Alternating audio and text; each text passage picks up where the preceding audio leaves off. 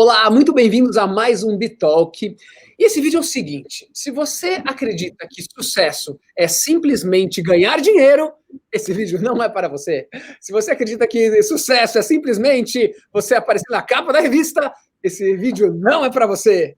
Mas se você acredita que sucesso é algo que é conquistado em conjunto, algo colaborativo, em que você trabalha para um mundo melhor, para a vida das outras pessoas também, este vídeo é para você. E hoje teremos um especialista em contar histórias. Muito bem-vindo ao Rodrigo Cunha, ele é CEO da Profile, uma agência de comunicação, mas não é simplesmente uma agência de comunicação, é uma agência de comunicação B. O que é uma empresa B? Vocês vão saber um pouco mais, se você não sabe o que é uma empresa B. E o Rodrigo está aqui para contar tudo isso para a gente. Muito bem-vindo, Rodrigo Cunha. Muito obrigado, João. Prazer enorme. Venho acompanhando o seu trabalho há algum tempo, então estou muito honrado de ter sido convidado para ter essa conversa com você aqui. Obrigado. Que legal, que legal. Então, gente, você não sabe ainda, o Sistema B é um movimento, tá, de empresas que querem o melhor para o mundo, que estão ressignificando o conceito de sucesso, né? E não adianta só, isso eu fui entendendo com o passar do tempo, não adianta só você fazer uma coisa legal, você tem que comunicar também, é super importante comunicar. Por outro lado, tem muita gente que comunica algo que não fez, aí é péssimo, né? Só comunica e não tem a essência. Mas se você faz uma coisa legal, quando você comunica, você consegue atrair mais gente, você consegue se unir a outras empresas, isso é maravilhoso. E eu queria começar perguntando para o Rodrigo o seguinte, para a gente chegar na comunicação. Conta um pouquinho da sua trajetória de Porto Alegre, Rio Grande do Sul, até chegar hoje numa agência de impacto extremamente ligada ao Sistema B, né, e que faz uns trabalhos maravilhosos. Conta um pouquinho da sua trajetória, a sua história no começo. Conto sim. Eu acho que é interessante contar porque são peças que vão se encaixando, né? Então, assim, eu comecei a minha carreira como jornalista lá no Rio Grande do Sul, em Porto Alegre, trabalhando no Jornal Zero Hora, fui chefe da sucursal da Veja com 23 anos, super moleque. E aí, depois de um tempo, eu mudei para São Paulo, fui trabalhar na revista Você S.A., e um certo dia, eu já estava naquela época procurando, eu lembro de uma vez que eu sugeri uma matéria para o meu chefe na Veja sobre balanço social, que o Betinho, o Ibase, estava fazendo isso antes do ano 2000. Aí o cara olhou e falou assim, não, isso aí não, é legal, mas não vou falar não. Eu falei, cara, como assim não vai falar? Isso é uma coisa mais importante que pode ter. E aí, fiquei com aquele negócio na cabeça, até que na Você S.A., depois de 3 anos, eu fiz uma matéria sobre o Banco Real, né, que estava começando toda a trajetória de sustentabilidade. E não sei por que me escolheram para ser a primeira pessoa para contar essa história. E eu fiz uma matéria, eles adoraram a matéria e me convidaram para trabalhar. E aí eu falei assim, eu, jornalista, trabalhar em banco, tô fora, sai para lá, né, banco coisa do capeta. Então eu tinha essa visão um pouco estereotipada. Mas eu conheci as pessoas que trabalhavam lá, o Fábio Barbosa, Malu Pinto, e uma turma incrível. E eu pensei, esses caras, eu acredito na intenção deles de transformar de verdade o mercado financeiro. Então eu vou ajudar. E aí eu entrei lá para estruturar a área de comunicação e sustentabilidade. E fiquei 8 anos. Que ano foi isso? Foi no ano 2003. Nossa, e eu queria ficar, olha o meu plano. Meu plano era, vou ficar 2 anos no banco, vou aprender como é que uma empresa grande contrata serviços de marketing, vou abrir minha agência, e aí vou sair do banco e vou empreender. Só que, cara, eu fiquei lá 8 anos, eu aprendi muita coisa. Ampliou minha visão de mundo sobre o tema de sustentabilidade, como os negócios podem ser transformadores, de um jeito que eu falei, não tem como fazer diferente. E aí um dia, né, o Fábio saiu, foi para a presidência do Conselho do Santander, eu falei, Fábio, eu vou atrás do meu sonho, quero sair, abrir uma empresa, quero que você seja meu primeiro cliente. Ele, topado, onde que eu assino? E aí assim começou a Profile, né? Profile, teve algumas coisas que aconteceram no caminho, vou pular essa parte, mas enfim, em 2013, Profile nasceu oficialmente e a minha ideia era trabalhar só com empresas, pessoas e marcas preocupadas com sustentabilidade, com impacto positivo, regeneração, sei lá, tem vários nomes hoje, né? Mas é com essa visão de empresas que entendem que o papel delas é muito maior do que gerar lucro para o acionista. É cuidar de todos os fornecedores, funcionários, meio ambiente, entender qual que é o impacto. E hoje, não só cuidar, regenerar também. Então, a Profile nasceu para trabalhar com esse tipo de pessoa. Foi difícil, muito difícil no início, né? Vários solavancos, porque não era tão conhecido o tema ainda. Claro que já era, mas hoje é muito mais. Toda empresa está preocupada, já sabe que se não fizer, está fora do jogo. Mas sobrevivemos, estamos aí, temos um time de 20 pessoas, um portfólio muito legal de clientes, está dando certo. Conta um caso super interessante que você passou nesses 7 anos de vida. Da Profile? Isso. Bom, teve um caso muito legal que foi o nosso primeiro cliente, que foi a Fundação da ONU. Tinha aquele evento Rio+20, né? No Rio de Janeiro. Eles nos convidaram para fazer um evento com eles na véspera da Rio+20, um evento aberto, que não precisava de crachá, delegados, aquelas coisas. E a gente criou o Rio Plus Social. E a ideia era falar de social good e pessoas que estão usando as redes sociais para enfrentar grandes problemas do mundo. E a gente criou algumas ações, etc., e o nosso hashtag naquela época conseguiu ser o primeiro no Twitter no mundo, porque tinha caras como Leonardo DiCaprio, Richard Branson, Muhammad Yunus tweetando sobre o evento. São caras que palestraram no evento. Então aquilo ali foi um divisor de águas, porque a Profile estava nascendo, então teve um sinal muito importante, tipo, vai lá, esse é o caminho, estamos juntos, estamos apoiando, né? Um sinal do universo. Assim. Então, para mim, foi muito, muito legal, muito importante esse momento. Nossa, não, ficar em primeiro no mundo, assim, não é para qualquer um, né? A gente conhece o DiCaprio tweetando isso, é sensacional. Tem a campanha agora no capitalismo, né? Que é uma campanha muito bacana, mundial. Qual a importância, qual o papel dessa campanha no capitalismo como um todo e nas empresas? Eu acho que as pessoas estão procurando uma nova narrativa para o mundo. Todo mundo já meio que percebeu que deu um pouco errado, vou chamar um pouco errado, tá? Esse caminho do... bonzinho demais. Estou sendo otimista. Esse caminho, né, do capitalismo, de acionistas, né, de só gerar valor para algumas poucas pessoas, aumentando a desigualdade, destruindo os recursos naturais. Cara, todo mundo está vendo, a pandemia acelerou isso de uma maneira impressionante, né? Então, agora as pessoas estão entendendo que precisa fazer de outro jeito, mas como é esse outro jeito? Né? Quem que está fazendo dessa maneira? Por onde eu começo, se eu quiser fazer? Né? Eu já entendi que o paradigma está rompendo, está emergindo um novo paradigma, tem uma ruptura no sistema. Por onde eu vou? Então, acho que a importância do Redefine o Capitalismo é mostrar que existe muita gente que já está preocupada com isso, alguns sinais de coisas que já estão acontecendo, como aquele Business Roundtable nos Estados Unidos, as maiores empresas que se reuniram para chegar à mesma conclusão de que não é só, o objetivo não é só gerar valor para o acionista, mas para outras pessoas também. Então, eu vejo que ao redor do mundo tem algumas iniciativas pipocando, e essa do Redefine o Capitalismo, Reset Capitalismo, a ideia é juntar, reunir essas pessoas que estão caminhando na mesma direção, empresas, para mostrar que tem uma massa crítica. Eu costumo pensar que cada ponto, foco de transformação, como você mesmo, João, o trabalho que você tem feito no Grupo Gaia, em outros lugares do mundo também, são pequenas células que estão agindo meio que separadamente. No momento que você reúne essas células e forma um organismo, meu amigo, ninguém segura. Eu acho que é nesse lugar, para esse lugar que a gente está caminhando. Eu sou muito otimista em relação a isso. Não, e esse otimismo é maravilhoso, porque realmente tem muitas iniciativas legais. E aí, quando você vai juntando todas, e aí você fala, caramba, existe esse mundo. Porque tem um negócio que eu acho interessante, que outro dia eu ouvi, que é muito fácil destruir, para construir dá muito mais trabalho. Pensa um muro, uma casa. Para destruir uma casa, você vai lá e coloca ela abaixo em um dia. Para construir vai demorar 6 meses, enfim, depende do tamanho da casa, demora muito mais. Só que tem muito mais gente querendo construir. Então, quando você une essas pessoas para construir algo, a chance de você construir e ficar muito mais forte. Então, tem muita gente boa no mundo, muita gente querendo fazer o bem. É unir essa turma toda, e esse tipo de movimento une essas pessoas. Isso é muito, muito forte. Rodrigo, me fala uma coisa. Por que a Profile é uma empresa B? O que significa ser uma... Por que ela é uma empresa B e o que significa ser uma empresa B? Tá. Para você. Bom, eu acho que uma empresa B, na verdade, a Profile demorou um tempo para ser uma empresa B. Porque eu entendo que a gente... Isso não estou jogando conversa fora aqui, marketing, nada disso. Eu entendo que a Profile nasceu B já com essa motivação, né, de trabalhar com essas pessoas, com essa visão. Então, o nosso processo de nos tornarmos B foi excelente do ponto de vista de gestão, para melhorar as práticas da empresa, né, para melhorar o jeito que a gente interage com o meio ambiente, fornecedores, funcionários. E eu entendo que ser uma empresa B vai justamente nessa direção que a gente estava falando, de conectar forças. Né? Então, por exemplo, essa conversa que a gente está tendo aqui, vocês são uma empresa B também. Tem outras empresas B, clientes B, que a gente começou a trabalhar recentemente. Então, eu sinto que tem uma conexão, tem um amálgama ali, né, dessas pessoas entendendo que precisam de outras pessoas para poder alavancar aquilo que estão fazendo. Então, eu vejo que ser uma empresa B é fazer parte de um sistema que está crescendo, né? Chama sistema B, não por acaso, mas que está crescendo e ficando mais forte, tendo empresas grandes entrando, né, começando a fazer parte também.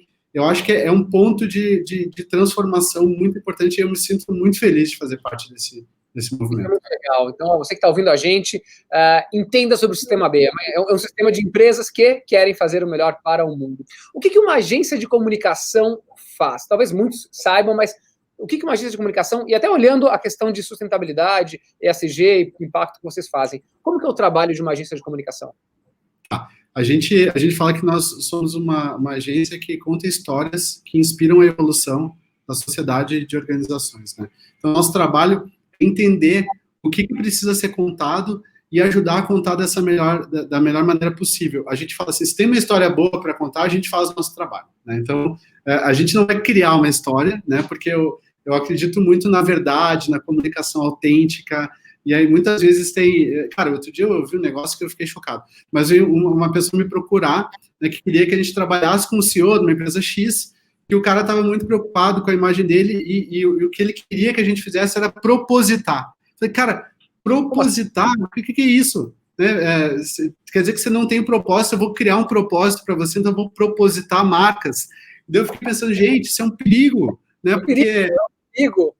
É um perigo, porque, em primeiro lugar, eu falei, cara, eu conto histórias, eu não crio caráter, número um, porque eu dei uma olhada no perfil do cara, eu falei, cara, não sei se eu consigo ajudar nesse caso, né? Melhor não.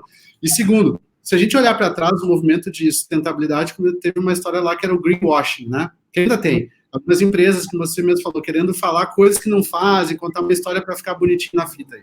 Mais recentemente, eu acho que começou a surgir outra coisa, que é o purpose washing, né? Que daí esse cara fez o favor de colocar o nome nisso, propositar. Não, você não tem propósito, eu vou encontrar alguma coisa que vai ser o meu propósito, eu vou lá. Cara, olha o que você faz, o que você está fazendo, né, como é que você está fazendo. Né, não cria uma outra coisa, né, olha para a natureza da sua atuação e transforma a partir daí. E se não tem como transformar, pensa o que você pode fazer. Eu conheço um cara na Argentina que eu entrevistei para o livro, é um empresário B, chama Pedro Friedrich. Ele tem uma empresa que produz aparelhos para tubulação de gás, uma coisa super técnica. Cara, difícil ter um propósito nesse negócio, mas o cara, ele redefiniu o negócio dele, ele conseguiu compensar o carbono da década de 70 até 2030. Nossa. Né? E ele faz o negócio dele funcionar de um jeito, com cuidado, com uma atenção para as pessoas, etc., que virou propósito em si. Não precisa propositar uma coisa, é só o jeito que você faz. Porque não é uma história, é a atitude. Exato, total. Não, mas que coisa mais maluca, mas pior que deve ser muito comum isso aí. Esse propositar. E como que você vai contar essa história? Então, algum empresário, um diretor de empresa, alguém está ouvindo aqui, a gente fala, poxa, legal, tem umas histórias incríveis na minha empresa, e como que é esse processo de você pegar essa história e passar essa história para algum lugar? Como funciona isso? Legal. A gente criou, cara, eu sou meio outsider, vamos chamar assim, né? Eu trabalhava em redação, depois eu trabalhei em banco, depois eu criei uma empresa de relações públicas. Mas eu, tipo, por onde começar? Nunca trabalhei numa empresa, sabe? Não foi um copy and paste, assim. Foi, vamos inventar, vamos empreender. E a gente foi fazendo. E aí, como a gente sentia essa necessidade de planejar a comunicação, que eu acho que, em geral, a assessoria de imprensa é muito assim, tem uma coisa para comunicar, faz um release, manda para a imprensa. Não. A gente, cara, como é que a gente vai contar essa história? Quais são as coisas para valorizar? Então, a gente faz um trabalho de planejamento para mergulhar, entender, fazer um diagnóstico da empresa para entender quais são as mensagens-chave e aí organizar essas mensagens-chave no tempo, criar um plano estratégico e tático. Vou dar um exemplo, tá? Tinha uma empresa de software, um cliente nosso, que chama ThoughtWorks. Eles queriam muito comunicar que eles tinham o melhor software do mundo. Eu falei, tudo bem, pode ser verdade, eu acredito que seja, mas toda empresa de software vai falar que tem o melhor software do mundo, certo? Senão você vai perder a concorrência. Então, vamos fazer o seguinte, o que vocês têm de único? É o jeito que vocês fazem. Porque eles têm um pilar lá que se chama justiça econômica e social, eles têm essa preocupação, é incrível, assim, o jeito de fazer. Eles têm essa preocupação muito genuína, e a gente falou, cara, vamos contar essa história, de como vocês fazem software. Então, 2 anos atrás, eles fizeram uma seleção de profissionais para trabalhar na empresa em Salvador, que chamava Enegrecer, para só contratar trainees negros, né, pessoas negras, que é uma coisa que o mercado está fazendo agora, eles já faziam isso 2 anos atrás, né? Então, tinha muitas outras coisas muito avançadas, e a gente falou para eles, vamos contar essa história de quem é ThoughtWorks, né, e valorizar a empresa por isso, e aí vamos contar a história que vocês fazem, que é um software de qualidade. Então, a gente tenta encontrar qual que é o ponto de comunicação que é muito autêntico, verdadeiro daquela empresa, e a partir daí criar estratégias de comunicação a partir disso. Sabe que eu costumo reparar, eu comecei a estudar um pouquinho, entender um pouco mais, e vendo as propagandas do Super Bowl, quem não sabe, Super Bowl é a principal acho que o minuto mais caro da televisão americana, talvez da televisão mundial.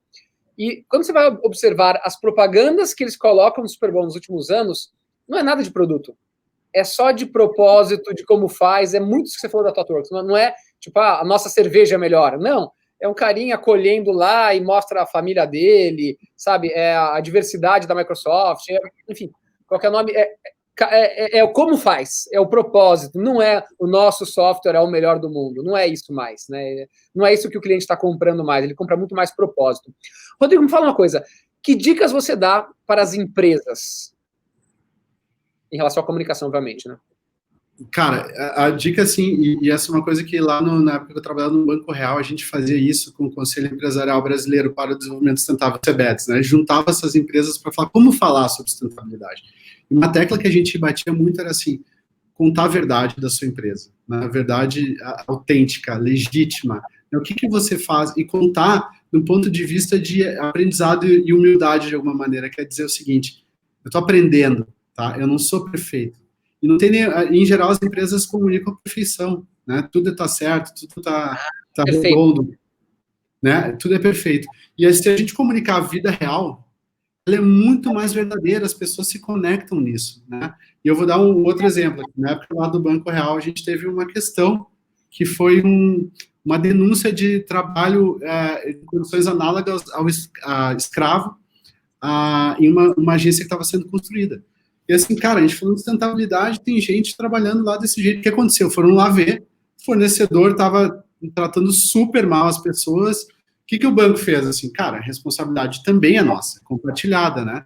Assumiu o erro, falou assim, vamos resolver esse problema aqui e vamos olhar em todas as agências que estão sendo construídas no Brasil para ver como é que está sendo feito isso para garantir que esse tipo de coisa não aconteça mais. Então, não foi negar, não, isso não é problema nosso, né? Como isso costuma acontecer. Não, isso é responsabilidade do outro, você joga a bola para o outro. Não, está todo mundo junto, é uma agência do banco que está sendo construída. Então, nesse caso, ali eu aprendi uma coisa muito importante sobre a questão da verdade, né? Falar a verdade.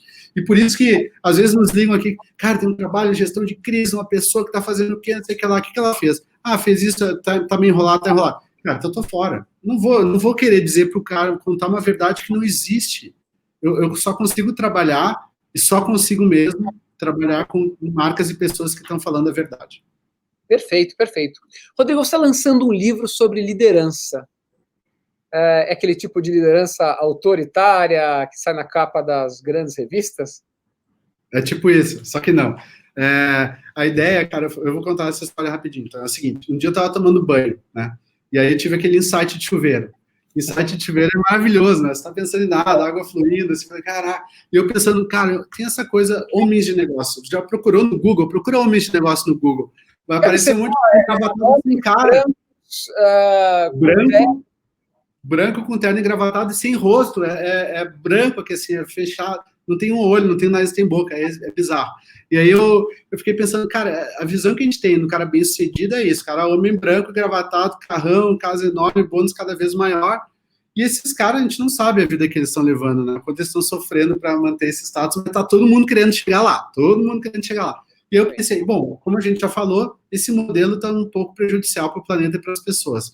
Mas quais são as outras lideranças? Eu comecei a pensar na minha cabeça, caras que eu conheci que eram super bem-sucedidos e que, para mim, nunca tinham aberto mão de valores e de ética para construir o que construíram. E eu comecei a pensar, eu vou entrevistar esses caras para aprender com eles, né? Porque eu estava nessa coisa de estava construindo a Profile, ainda estou, a gente sempre está. Mas eu comecei a entrevistá-los e eu vi cada história de vida fantástica. E os caras abriram o coração, homens e mulheres, e histórias super profundas de dilemas, de aprendizados, de coisas que deram errado, mas nunca abrindo mão dos valores e o que significava ficar firme nesses valores, o que eu sacrifico enquanto isso, né? Aquele contrato que eu vou fechar com um puta cliente, mas é um cliente que, sei lá de onde está vindo aquele dinheiro, pode dobrar o tamanho da minha empresa, mas eu não vou, porque eu acredito que aquilo ali vai ser prejudicial no longo prazo. E aí eu comecei a entrevistar, essas histórias eram muito boas, eu pensei que valia a pena escrever um livro. Só que a minha esposa, ela gosta muito de eventos, ela falou, cara, não vamos esperar o livro ficar pronto para lançar a ideia, né? E a ideia é falar de humanos de negócios, né? Pessoas que... Humanos de negócio. E daí a gente fez um evento na Unips Cultural que lotou. No outro ano a gente fez de novo evento, lotou ainda mais, tinha mais tempo, mais gente. E aí esse ano, depois de um financiamento coletivo de 2 meses, que era uma coisa que eu estava morrendo de medo, falei, cara, eu vou botar um financiamento coletivo, daí não vou conseguir vender o livro e tudo mais. No primeiro e-mail que eu mandei para uma pessoa dizendo, eu preciso da sua ajuda, um dos entrevistados. Eu quero muito publicar esse livro, estou fazendo financiamento coletivo, acho que é importante, é uma missão, achei que você gostaria de apoiar. Não é que o cara fez um cheque de 20% do valor total do livro? E eu falei, de novo, mais um sinal. É um sinal do universo, tipo, vai que vai dar certo. A gente estourou a meta do livro, era para arrecadar 34 mil, a gente conseguiu 42 mil. Vamos publicar agora no final de novembro. humanosdenegócios.com.br, pela editora Voo. Já vai começar a rolar pré-venda. Uma empresa B também, inclusive. Isso, a editora Voo, empresa B, né, que foi outra escolha. Cara, não tem como fazer não sendo pela editora Voo. E mulheres maravilhosas que estão tocando aquela editora lá. Então, gente, muita história inspiradora para quem está buscando referência de transformação, né, de criar um novo jeito de fazer negócios. Humanos de negócios. Muito legal. E para encerrar, Rodrigo Cunha, nesse momento você tem a oportunidade de dar um recado para todos os líderes do universo. Que recado é esse? Cara, esse recado, eu acho que é uma coisa que tem a ver, que fala um pouco do que eu acredito que é importante fazer. Que é... Não se fala disso no mundo dos negócios, mas eu vou falar. É seguir seu coração. Porque isso é muito difícil, né? Porque, às vezes, o que você sente de que é o melhor para todo mundo pode não ser o melhor para o seu par, para o seu concorrente, para a sua família, né? E você vai decepcionar aquelas pessoas porque criaram um modelo, um padrão que você tem que seguir. Mas quando você ouve, né, a sua voz interna, você respira, você toma a melhor decisão sempre. Isso já aconteceu comigo várias vezes. Excelente! E assim acabamos mais um Bitalk com o Rodrigo Cunha. Muito obrigado, Rodrigo. Um grande prazer falar com você aqui e tenho certeza que inspirou pessoas a olharem o mundo de uma forma diferente. Obrigadão, viu? João, muito obrigado. Foi um grande prazer. Adorei o papo. Parabéns pelo trabalho. Legal. E esse foi mais um Bitalk para você que quer ressignificar o conceito de sucesso. Valeu, gente!